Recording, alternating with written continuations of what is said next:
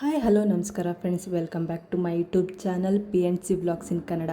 ಇವತ್ತು ನಾನು ಹೀರೆಕಾಯಿ ಬೇಳೆ ಬಳಸ್ಕೊಂಡು ಹೀರೆಕಾಯಿ ಉಪ್ಸಾರು ಮಾಡೋದು ಹೇಗೆ ಅಂತ ಹೇಳ್ಕೊಡ್ತಾ ಇದ್ದೀನಿ. ಇದಕ್ಕೆ ಬೇಕಾಗಿರೋ ಇಂಗ್ರೀಡಿಯೆಂಟ್ಸು ಹೀರೆಕಾಯಿ, ತೊಗರಿಬೇಳೆ ಮತ್ತು ಜೀರಿಗೆ, ಮೆಣಸು, ಒಣಮೆಣ್ಸಿನ್ಕಾಯಿ, ಬೆಳ್ಳುಳ್ಳಿ, ಹುಣಸೆಹಣ್ಣು ಮತ್ತು 2 ಟೊಮೊಟೊ ಮತ್ತು ಕರಿಬೇವಿನ ಸೊಪ್ಪು, ಹಸಿಮೆಣಸಿನ್ಕಾಯಿ ಮತ್ತು ತುರಿದಿಟ್ಕೊಂಡಿರೋಂತಹ ತೆಂಗಿನಕಾಯಿ ತುರಿ ತೊಗೊಂಡಿದ್ದೀನಿ.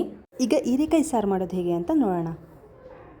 ಮೊದಲನೇದಾಗಿ ಹೀರೆಕಾಯಿನ ಸಿಪ್ಪೆನ ಎರ್ಕೋಬೇಕು. ನಾನು ತೋರಿಸ್ತಾ ಇದ್ದೀನಲ್ಲ ವಿಡಿಯೋದಲ್ಲಿ, ಸೇಮ್ ಅದೇ ಥರ ನಿಧಾನಕ್ಕೆ ಸಿಪ್ಪೆ ಎಲ್ಲನೂ ಮೇಲ್ಗಡೆದನ್ನ ಎರ್ಕೋಬೇಕು. ನಂತರ ಅದನ್ನು ಚೆನ್ನಾಗಿ ತೊಳ್ಕೊಂಡು ಅದನ್ನು ಸಣ್ಣದಾಗಿ 2 ಭಾಗ ಮಾಡಿ ಕಟ್ ಮಾಡಬೇಕು. ನಾನು ನಿಮಗೆ ಯಾವ ಥರ ಕಟ್ ಮಾಡಬೇಕು ಅನ್ನೋದನ್ನು ವಿಡಿಯೋದಲ್ಲಿ ತೋರಿಸ್ತಾ ಇದ್ದೀನಿ. ಸೇಮ್ ಅದೇ ಥರ ನೀವು ಕಟ್ ಮಾಡಿಕೊಂಡ್ರೆ ಚೆನ್ನಾಗಿರುತ್ತೆ.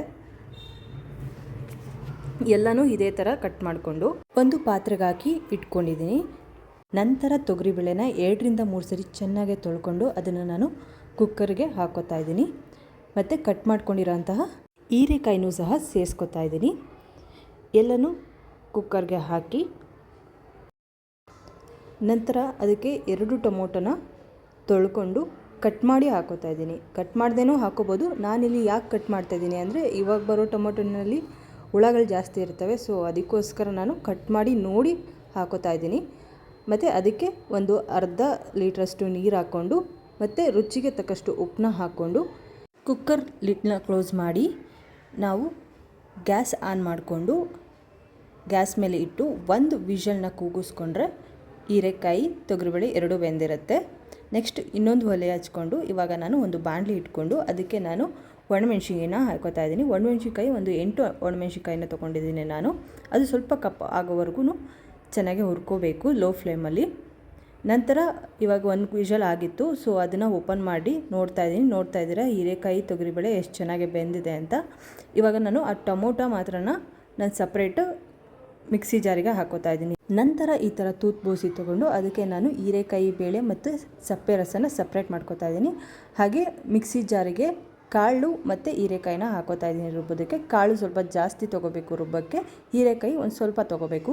ಮತ್ತು ಅದಕ್ಕೆ ಹುರ್ಕೊಂಡಿದ್ರಂತಹ ಒಣಮೆಣ್ಸಿನ್ಕಾಯಿ, ಒಂದು ಸಣ್ಣ ಗಾತ್ರದ ನಿಂಬೆಹಣ್ಣಿನಷ್ಟು ಗಾತ್ರದ ನಾನು ಹುಣಸೆಹಣ್ಣನ್ನ ತೊಗೊಂಡಿದ್ದೀನಿ. ನಂತರ ಒಂದು 8 ರಿಂದ 10 ಎಸ್ಲು ಬೆಳ್ಳುಳ್ಳಿ ಮತ್ತು ಜೀರಿಗೆ, ಮೆಣಸು ಸೇರಿಸ್ಕೊತಾ ಇದ್ದೀನಿ. ನಂತರ ಅದಕ್ಕೆ ಸ್ವಲ್ಪ ನೀರನ್ನ ಹಾಕಿ ಇವಾಗ ನಾನು ಅದನ್ನು ರುಬ್ಕೋತೀನಿ ನುಣ್ಣಗೆ. ನಂತರ ಆ ಸಪ್ಪೆ ರಸ ಇರುತ್ತಲ್ಲ ಅದನ್ನು ಕುಕ್ಕರಿಗೆ ಹಾಕ್ಕೊಂಡು ಮತ್ತು ಅದನ್ನು ರುಬ್ಬಿರೋಂತಹ ಮಸಾಲೆನ ಹಾಕಿ ಚೆನ್ನಾಗಿ ಮಿಕ್ಸ್ ಮಾಡ್ಕೋಬೇಕು. ನಂತರ ಒಲೆ ಹಚ್ಕೊಂಡು ಅದನ್ನು ಮಿಕ್ಸ್ ಮಾಡ್ಕೊಂಡಿರೋ ಅಂತಹ ಖಾರನ ಚೆನ್ನಾಗಿ ಬೇಯಿಸ್ಕೋಬೇಕು, ಚೆನ್ನಾಗಿ ಕುದಿಬೇಕದು. ಒಂದು ಕಡೆ ಇವಾಗ ನಾನು ಪಲ್ಯ ರೆಡಿ ಮಾಡ್ತಾಯಿದ್ದೀನಿ. ಅದಕ್ಕೆ ಎಣ್ಣೆ ಹಾಕಿ, ಸಾಸಿವೆ ಹಾಕಿ, ಕರಿಬೇವಿನ ಸೊಪ್ಪು ಹಾಕಿ, ನಂತರ ಕಟ್ ಮಾಡ್ಕೊಂಡಿರೋ ಅಂತಹ ಈರುಳ್ಳಿ, ಹಸಿಮೆಣಸಿನ್ಕಾಯಿ ಹಾಕಿ ಹುರ್ಕೋತಾ ಇದ್ದೀನಿ. ನಂತರ ಸ್ವಲ್ಪ ರುಚಿಗೆ ತಕ್ಕಷ್ಟು ಉಪ್ಪನ್ನ ಹಾಕೋತಾ ಇದ್ದೀನಿ, ಸಣ್ಣ ಉಪ್ಪು. ನಂತರ ಅದಕ್ಕೆ ಬೇಯಿಸ್ಕೊಂಡಿರೋಂತಹ ಹೀರೆಕಾಯಿ ಬೇಳೆನ ಸೇರಿಸ್ಕೊಂಡು ಮಿಕ್ಸ್ ಮಾಡ್ಕೋತಾ ಇದ್ದೀನಿ. ಮಿಕ್ಸ್ ಮಾಡಿಕೊಂಡು ಒಂದು 2 ರಿಂದ 3 ನಿಮಿಷ ಚೆನ್ನಾಗಿ ಬೇಯಿಸ್ಕೋಬೇಕು. ನಂತರ ಅದಕ್ಕೆ ತುರಿದಿಟ್ಕೊಂಡಿರೋಂತಹ ತೆಂಗಿನಕಾಯಿ ತುರಿನ ಸೇರಿಸ್ಕೋಬೇಕು. ಇನ್ನೊಂದು ಕಡೆ ಇವಾಗ ಸಾಂಬಾರು ಚೆನ್ನಾಗಿ ಕುದೀತಿತ್ತು. ಸೊ ಎಲ್ರಿಗೂ ನನ್ನ ರೆಸಿಪಿ ನಿಮಗೆ ಇಷ್ಟ ಆಯಿತು ಅಂದ್ಕೊತೀನಿ. ಉಪ್ಸಾರು ರೆಡಿಯಾಗಿದೆ, ಹೀರೆಕಾಯಿ ಬೇಳೆ ಉಪ್ಸಾರು. ನಮ್ಮ ಕಡೆ ಇದೇ ಥರ ಮಾಡೋದು. ಸೊ ನಿಮ್ಮ ಕಡೆ ಯಾವ ಥರ ಉಪ್ಸಾರು ಮಾಡ್ತೀರಾ ಅನ್ನೋದನ್ನು ಕಮೆಂಟ್ ಸೆಕ್ಷನಲ್ಲಿ ತಿಳಿಸಿ. ಮತ್ತು ನಂದು ಈ ರೆಸಿಪಿ ನಿಮ್ಗೆ ಇಷ್ಟ ಆಗಿದ್ದರೆ ದಯವಿಟ್ಟು ನನ್ನ ಚಾನಲ್ನ ಸಬ್ಸ್ಕ್ರೈಬ್ ಮಾಡ್ಕೊಳ್ಳಿ.